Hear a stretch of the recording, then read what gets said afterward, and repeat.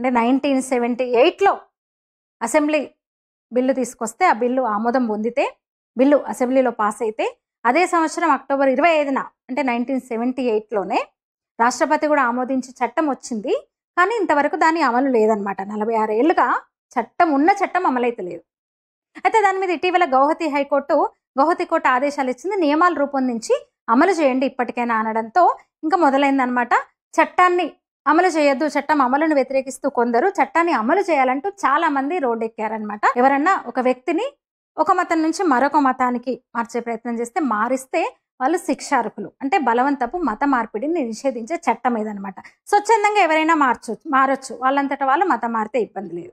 అయితే అవి రిజిస్టర్ చేయాలి.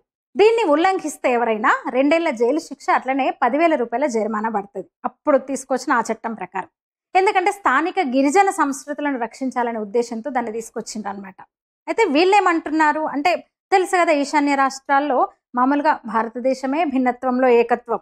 ఇంకా ఈశాన్య రాష్ట్రాల్లో ఎక్కువగా ట్రైబ్ కల్చర్, డిఫరెంట్ సంస్కృతులు ఉంటాయి, రకరకాల కల్చర్లు, తెగలు, గిరిజన తెగలు ఎక్కువ, వాళ్ళ కల్చర్లు కూడా చాలా భిన్నంగా ఉంటాయి. అలాంటి సంస్కృతులను రక్షించే ఉద్దేశంతో దాన్ని తీసుకొచ్చారు. అంటే ఈ 7 మతాలు, బయట నుంచి వచ్చిన మతాలు, ముఖ్యంగా క్రిస్టియానిటీ, అక్కడ అరుణాచల్ ప్రదేశ్లో పర్టికులర్గా చూస్తే ఇస్లాం కొంచెం తక్కువైనా కానీ క్రిస్టియానిటీ అనమాట.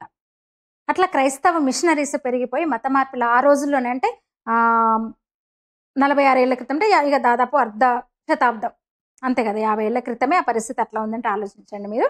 దానికి అడ్డుకట్ట వేసేలా స్థానిక గిరిజన సంస్కృతులను కాపాడే ఉద్దేశంతో దీన్ని తీసుకొచ్చారు.